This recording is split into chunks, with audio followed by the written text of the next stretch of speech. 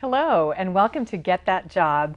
This is a monthly TV show that's focused on helping job seekers learn straight from the experts about what they need to do for their job search and how to really address their whole career in a full spectrum. And I'm Sue Connolly, and I'm the host of the show, and I'm a founder of kitlist.org, which is a job seekers email list, and we have about 70,000 job seekers on the list. And our goal is to help people find great jobs. So we have two wonderful guests tonight who are going to really share with us the tips and tricks, advanced strategies for interviewing. It's a tough thing for everybody, and the whole purpose of this show is to really give people a chance to hear what some common mistakes people might be making and what some really smart things are that are helping people land excellent jobs. So tonight I'd like to introduce Denise Pringle, who, well, Denise, I'm looking at Gretchen. So Gretchen and Denise are both dear friends of each other, and Gretchen is a longtime friend through the Kit List. So you've been a longtime supporter. But Denise actually comes from a great HR experience as VP of HR at Fujitsu, and then you also were at Agilent as well. Yes. And you're also an adjunct professor at San Jose State, teaching HR and all the human resources really the whole gamut when you were doing that, and then you started your own practice now to it's called Pringle Consulting. Is that? I want to make sure I have that right. And again, advising people on their career search. And Gretchen Sand is a dear friend and very much fun, and I love your spirit. And you've actually one of the partners for Skyline Recruiting, and you have had a long career in helping people find jobs. You and your partner actually helped about 600 people find jobs. And that's after having a career prior to this with Lockheed, doing some really cool things in aerospace. So it also shows that we all have many skills to bring to the table and many careers in our lives. And without further ado, let's talk about interviewing. Okay, all right. So just for fun, let's talk about what are some classic things that people have done to really blow an interview, and what you would tell people, like, oh, if I had a minute, just stop. And so share some either good stories or some things that you saw people trip up on. So my big thing is arrive on time. Actually get there early. Early enough to refresh yourself and early enough to be present when it's time for the interview. And one thing that I always ensure a candidate has with them before they go to the interview is a phone number to call in case they get stuck in traffic or late. Because as an interviewer, the last thing I want to do is have somebody come late. That really doesn't set the tone. And actually, she really raises a good point, because I remember arriving for an interview myself years ago, right on time, and it so happened that the security guard there happened to be on the phone. Oh, yeah. And the receptionist conveyed to the hiring manager that I was late because she didn't know. And it develops an impression with everyone that you meet. So I think it's really important. But to answer your other question, I can think of some questions when I was staffing manager that people would come to me and ask. So for example, I used to work in a company that were very early on had a lot of women in management. And it so happened this particular candidate was going to be working for a woman. Clearly he didn't know that, because he looked around and he said, boy, there's sure a lot of women here. That's so weird. So watch those non sequiturs, right? Exactly. Exactly. Well, actually in our notes, I think one of you had said that be good to everybody you run into. And it could be the guard in the front, or it could be someone walking in the door, because they all might be part of that interview process that you might know about. Indeed. And in fact, someone who became a client of mine as when I was just getting into recruiting actually would quiz the receptionist. How did she treat you on the way in? Yeah, absolutely. Because that was one of her litmus tests for would I want her interviewing people for me. So.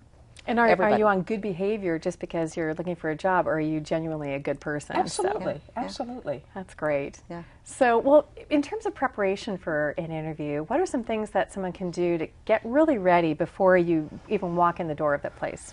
I think the first thing to remember is that the internet is your friend. I remember years ago we would try and find a lot of research about a particular company. You could spend weeks in a library, and now you can get it like that. And find out about the company, the issues that they're facing, the problems that they're going on, and basically take what your strengths are and leverage them to what the company needs.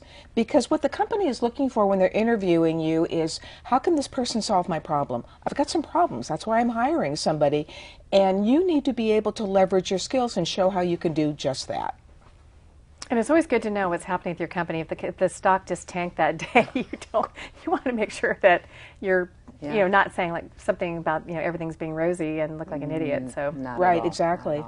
And you're meeting with people. They're like you. They've been interviewing before in their past. And one of the things that I try to arm candidates with when they go in is the names of the people with whom they will be meeting. And I say, look up their backgrounds on LinkedIn. It's all out there. Yeah. Find out something about them that you might be able to bring up in conversation. Maybe you know someone they know. And oh, by the way, this worked brilliantly in the case of an executive interview years ago. The fellow that was going in for his first interview saw that the CEO of the company knew someone he knew through LinkedIn. Mm-hmm. And so he called the person he knew and he said, would you mind putting in a good word for me? He got the job. Actually, that brings a really good point about the power of the personal connection. Absolutely. I keep hearing time and time again that, well, first of all, we were just talking before the camera started rolling about the world is really 3 degrees of separation. We're all much closer than we think. Yes. Which I always say is good news for the good guys, bad news for the bad guys. Oh, yeah. But the thing is, there's always someone you know, and at least you're 1 degree apart. And that's why LinkedIn really helps, because you can see what that connection is. And I think you were talking, too, about that commonality kind of gives you a foundation to start on the other parts, which is what you can do to actually help them in their company. It really helps break the ice, but there is one thing that's really important to think about is everybody always said, gee, make sure you network, make sure you get to know people. So here's why you do this. So I do a workshop, and I'd mentioned it to you earlier, called Would You Hire You? Right. And the premise of that is that so many of us have been on the interviewing loop where we have either interviewed people to work for us or we have been part of a team to help recommend others. And we're looking for certain kinds of criteria. And suddenly when we're an applicant, we seem to have forgotten all those things. Okay, so to the point about networking. Okay, so we think, gosh, that manager hired somebody they knew or who was recommended by somebody. That seems so unfair. My resume is great. Let me give you an analogy. When was the last time you were looking for a plumber or a contractor? Because we all do this in our lives all the time. So you're pretty nervous if all you've got is going through a phone book and maybe the ad looks great or maybe even, let's pretend somebody gave you a list of their qualifications. But if your next door neighbor recommended somebody, wouldn't you feel a lot more comfortable with that recommendation than even the greatest resume from a stranger? So we do this all the time. So the trick is to network so well so that you become the person who's recommended. Well, I think the other point, too, is that the hiring person, they need to make a safe choice. Yes. And when they get the vote of confidence about someone, even if the skill set, this is hope for people who don't have the exact match for the job requirements, because we all know that, I look at some of these job requirements and I think, good luck, really? You find that in one person. Yeah. But the thing is, if there's enough of a match, right, and the person is someone that they got an endorsement from someone they trust, absolutely, that will give you an advantage over someone who might have, a pedigreed resume. It's a great multiplier. Well, and managers are notoriously risk averse, and understandably so. First of all, when they hire somebody, their reputation is on the line. Yeah. Because if they hired me and they made a mistake, well, it reflects badly on the manager. So yes, it's too bad for me if it doesn't work out, obviously, but it reflects on the manager. The products don't get out the door that they had originally hired me to do, all these kinds of things. So they are notoriously risk averse, and they want to be as safe as they possibly can. Right. Well, so you have, in the interview process, you have a number of people. And actually, tell me, there are 2 things. One is, what are some trends you're seeing in interviewing right now? And then what do you do when you have like multiple interviews, multiple people, or heaven forbid, a group interview? So, well, you can count on having multiple interviews. Very seldom are you going to be just meeting with one person and then being hired. So it's really important at the end of each meeting that you ask what the next steps are. So you can have an understanding of just how protracted or not the process is. So being clear and having your expectations set. And another piece is when you go into a group interview, which can be very daunting, prepare yourself for that. And part of the preparation is take extra copies of your resume with you just in case they haven't been provided with those up front. That gives them a little prop. And as you are sitting down and meeting people for the first time and shaking their hands, ask for their business card. And one of the things that you can do is arrange those in front of you so that you can keep track of where Larry, Moe, and Curly are sitting, so you don't mix up their names. Remember their names. Yes, because Vincent Peale said this: the sound of a person's name, their name to them is the most important thing. So remember the people you're being introduced to.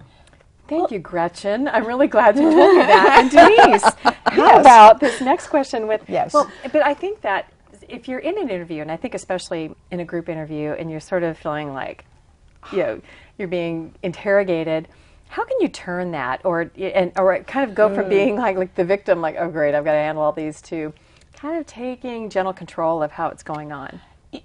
I think that people face that in any interview that they go into. So yes, it's a little daunting when people are in a panel right in front of you. Years ago, in fact, I was considering going into graduate school, and I was interviewed by a panel. But what I did was I treated them one person at a time. So even though they were all sitting at the table, I treated them one person at a time, and it became a conversation, and I was comfortable with it. But the other thing that I want to add about the multiple interviews is that the very best companies, hopefully you get there, is they will provide you with the names and the titles of the individuals in advance that you'll be interviewing with. And that's extremely valuable information. Number one, you could look up their backgrounds on LinkedIn. But even if you couldn't, let's just pretend your computer's broken and you can't look up anybody, but all you know is their titles, but at least you know the perspective that they'll be coming from. Right. So somebody from marketing, somebody from engineering, somebody from HR, they're going to come talking to you from different perspectives, and that gives you a tremendous amount of clues on where to focus your answers to that individual. Well, and also, sometimes you have an amazing interview, real connection with people, and one of you actually mentioned, say, don't assume because you had a great interview that you got the job. Oh, no. So how do you kind of keep that warm? How do you keep that going? And also, as you have to kind of go through the whole process in a company, kind of keep that magic going? Well, the first thing is to keep in touch, and there's a fine line between keeping in touch and being a stalker. So don't jump at their house, right? Well, listen, I've had people call me multiple times where it got beyond comfort level, and that's really the issue, is where's the comfort level here? But sending thank you notes, briefly and concisely reiterating points of the interview where you thought there was a connection, and asking and following up and saying, what are next processes, what do next steps look like, and how shall I best communicate with you? Do you like email? Do you like phone? That's a really good point, because some people are phone people, some are email people. Absolutely. And they say it's always a smart way, even in marketing, to try to meet the person where they want to be. And also knowing how many touch points. So if you were to say what's good, do you follow up with a thank you note the day of your interview, the day after? Do you do an email? I really like it when people sleep on it and give some thought to it, so it's not just a terse pro forma thank you, but it's a thank you maybe with some content to it, that they thought about something and they have another question. And if you can ask another open-ended question in an email to someone with whom you've interviewed, you actually create an opening for them to give you input. And so you're creating a relationship, and you're also demonstrating how it is you communicate. And communications is going to be part of the success of that relationship forever. So you're creating that. Establishing that chemistry is so important. Going back to the risk-averse managers, does the manager feel comfortable with you? Right. That's huge. How can you uncover any hidden obstacles to their hiring you? Because someone might go, gosh, Gretchen, you're so great, I really like you. You're thinking, oh, but she might not have the skill in X, Y, and Z. And that might be the deal breaker for you, but you won't know. So is there a good way to extract what their reservations might be so you can address it in a positive way and turn it? Wow. That's a tough one. The first thing is you never want to put the manager on the spot. Right. And we may get to this as when the interview closes, what do you say? You would never say, so do I have the job? Don't do the presumptive close. Well, because it's How like, much does it pay? it's like a sales pitch, you know. Yeah. Okay, so Yeah. do you want to buy my folder here? It's not like that. You cannot put the manager on the spot. But have I answered all your questions? Right. Just ask that. Have I answered all your questions? Is there any other information I can give you? I want to make sure I've addressed everything you've asked me, and say it calmly and confidently. I think that's another key too, is the whole demeanor. I think that most people probably don't like interviewing for a job, and they'd rather be on the other side of the table. But I think the important thing is to realize that the person, especially in the group interviews, they're not necessarily acting the way they normally would. There's always kind of that thing like, I need to be the hiring manager, I need to ask these questions, and especially if they're kind of green at it. But then how do you kind of put them at ease and then also kind of turn it so that you're really connecting with them authentically? Well, I really love to find out information. And you're good at that, Gretchen. I love to find out information about people with that I'm interviewing when I go in, because I interview with clients as well all the time, and I like to know what it was that attracted them to the company, and where did they see, some of the next steps, the challenges in their group. And then I have something that's kind of a touchstone that I can play off of in the further conversation. So what do you see as the development challenges in your product over the next 6 months? Bingo. Right. They don't hire people just because you look good. They hire you because you're going to help solve a problem. That's the biggest thing. And so you want to find out what the problems are that they're trying to solve. What about talking, so sometimes someone's referring you into a company. Yes. And you said about using, because we were talking about how do you dress for an interview, and I have a friend of mine that was interviewing, and it's unusual, but this company really wanted people wearing suits, which is kind of going by the wayside, and missed the mark. Oh. And I found out from a friend who was doing the interviewing, saying, and I would never have thought you had to get all buttoned up in a suit. So how do you leverage the person who's your contact to be able to get the scoop on who you're interviewing with, what the culture is, how to kind of blend in? I ask yet what the stand vibe out. is. I'm sorry, Go ahead. Denise. I ask, what's the vibe? What do people dress like at this when I'm talking to people and preparing a candidate for an interview? So tell me what they're going to expect. What are they going to see? What will is it comfortable? How do people dress? Where will the meetings take place? And so I try to prepare them as much And as also, possible. what's the interview culture like? Because some companies you can wear flip-flops and shorts to work, but never in the interview. And so I don't think people should be shy about asking, hey, what's the interview? What's the interview attire there? I think it's a perfectly fine question. I always and think don't it's also- apologize for asking. It's fine. And I think that's showing you want to be, a match. want to fit in. I always say if you have any question, always dress a little bit higher than what you think. You can always take your tie off You can. if you wear one. Right. Yeah. And you can be informal in your Sure. body language. But so one of the things we talk about too is you want to show that person how you're there to make their lives better. But how do you weave kind of that story together and this is make it concise? Back to the preparation question, I have Absolutely. something to offer here that I think is really a jewel, and that is you know what the requirements are, at least in writing, before you go to your interview. And what I recommend candidates do is call 2 people who would be their references and ask those, and then email them the requirements as they understand them, and ask them, so, Sue, why do you think this is really a great fit for me based on how you and I worked together over at SGI? What was that like? And how would this be a really great position for me? And then I listen to what you say and I write it down. And then when I come to the point of the interview where some question will be asked that will help, they'll try to suss out why are you the right person for the job. And I'll say, well, let me tell you in my former boss's words or my former colleagues' words what they say, why this is the right fit. And then I can give you their phone number so you can follow up with them. And I think that frees you up because you don't feel like you're, beating your own drum. Yeah. Well, yes, and the other thing I would also recommend, this goes back to the preparation thing, which will always help you feel far more comfortable. As much preparation as you do, you will exponentially feel much more comfortable when you walk in.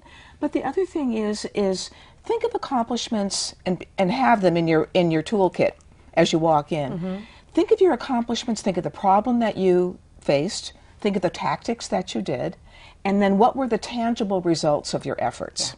Yeah. So rather than recitating a job description, talk about how you addressed problems and be concise and clear about them. Some people kind of ramble on forever, but you've got to be concise and clear. But if you can address what you faced and what you did, and you could tangibly articulate what the results are, then your manager is going to go, this person knows how to address a business problem. Well, and you also brought a point up where you said, don't ramble on. So, yeah. Right. and I think, Gretchen, you mentioned, or one of you had said earlier when we were talking, was listening. Be a good listener. Because sometimes what's on that job description, it's not really written by the person who's actually doing the hiring sometimes. Absolutely. And things get kind of lost in translation.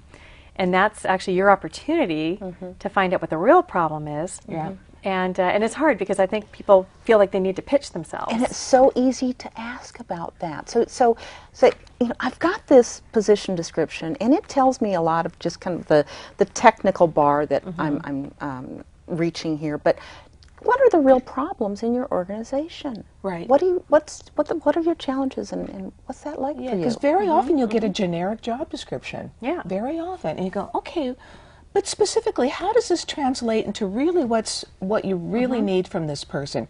Because I'd like to be able to help you solve your problem. I think I can.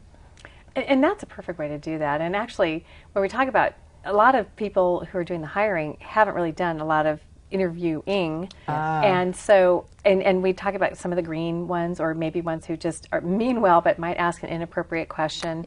But what happens when, you know, kind of the classic one is like, so tell me, what are your weaknesses? And, you know, and how do you address that? Because you know you're supposed to spin it to be. I'm a perfectionist.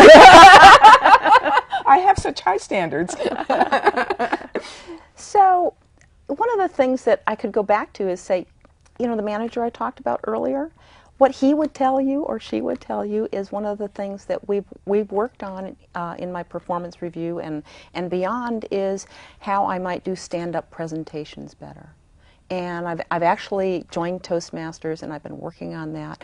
And I have a lot more confidence now than I ever did 2 years ago. And I'm a stand-up comedian now. Yeah. But this so is you turn really it, good. so that's good. Yeah. So you took the feedback. But yeah, that's exactly it, because not only have you answered the question, but it also tells the manager that you are receptive to feedback and you work on it. So That's there's a actually lot really good. going on there. So that's really good. And to your point about inexperienced or not very good interviewers, I hate to tell you this, but 90% of the time that's what you're going to get. It really Right. is. Right. It's, of course, everybody at this table accepted. Of course. But we all have our bad days. So. But I think the really good thing about shows like this is that you don't have to be a victim of a poor interviewer. So rather than going home and going, oh gosh, that interviewer was so awful, I'm never going to get that job, how do you leverage the hand that you're dealt? Okay? And how do you gently guide a poor interviewer? How do you listen to an inappropriate question? Because that's going to happen. You need to be prepared for it. And 9 times out of 10, it's out of lack of training rather than maliciousness. Yeah. And so you have to not take it personally and think about what's behind the question. So if somebody says to you as a female, well, you know, how are you going to take care of your small children? Which is, of course, a totally inappropriate question. Turn it into job-related terms, and you could say, you know, I think you're asking me about if I'm comfortable with travel and if I'm available, and yes, I absolutely am. Oh, that's great. That's really good. Yeah. Well, what happens if, and we're starting to run out of time, so I want to make sure we kind of address some of the things when you feel like, oh, I just said something really stupid. So instead of the interviewer doing it, you did it. Or if you just feel that the interview is just going south and you just have a feeling, how do you salvage that? Easy. I just said something really stupid, and I actually have another answer that I'd like to share with you, and this is it. Or I've given There you go. Or I've given your question more thought as I'm sitting here, and actually I've got more to add. So you know, do you mind if I interject something here? Well, do you take it personally? You know, we have all, here in the Valley, we've got all types. We've got the extroverts, we've got the introverts, we've got the engineers, you've got the marketing people.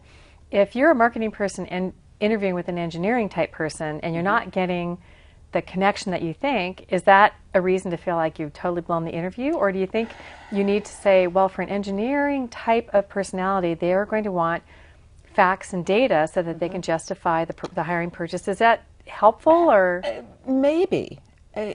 I would caution about being too reliant on stereotypes Sure. and generalizations, but take a look at the body language. So I've interviewed with people where the interviewer is coming forward like this, and they're highly interested and they're very demonstrative. And I've interviewed with others where they're shy and they're reserved. So it isn't so much their profession. I mean, you're probably right in a lot of cases, but try and look at their body language for cues. Because if you come on too strong, they're not going to feel comfortable with you. Or if you come off too reserved, they're going to think you're not interested. So you've got to kind of take your cues. You have to be authentic and be yourself, but kind of take your cues from the body language that you're sitting in front of you. Well, it's so important, too, I think, to understand that the bottom line is you're dealing with people. And if you're making a personal connection with someone, and you never know, I've seen times when someone just lights up when you suddenly see a picture of their child playing soccer and you're talking about it. And I'm not saying in a calculated kind of way, but really authentically being able to connect with that person. Right. And then I think things tend to kind of fall into place after that. Right. So, well, in our kind of our final thoughts here, what would you do that, as you're leaving an interview, just to kind of finish on an up note with someone, what are some ideas that they can do? You stand up, you look at the person in the eye, you shake their hand firmly and say, I'm really interested in the job, I'm looking forward to working with you. Can you talk to me about next steps? Because I'd like to follow up with you. Great. Yeah. So, brilliant. Yeah. Yeah. And a big thank you. Thank Yeah. you for your time today. Because there's always something else you could be doing. Well, and I think that there is maybe even at that point to address, is there anything else that we haven't addressed yet? Because I know that for interviews, sometimes they only have about 20 to 30 minutes, but then sometimes they'll sit down and blow the rest of the other times if they're really working. I'd like to give you my email address, so if you have any follow-on questions, you can ask. Yeah. That's a good one. That's perfect. Yeah. So, and also I think it's really important too to be able to let people know that you are interested, because I think, in the fear factor, you sometimes end up just answering the questions and not kind of wrap it up beautifully. Yeah. Right. And Yeah.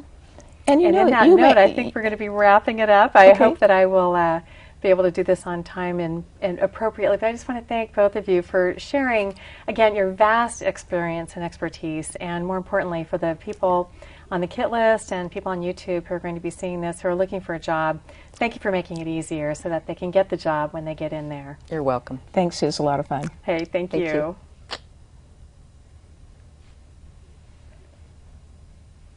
Thank you for joining us today, and I hope that you come and see next week, or next month, I should say, what we're going to be doing to share more insights on how to find and land that perfect job that you're going to love. Take care. Bye-bye.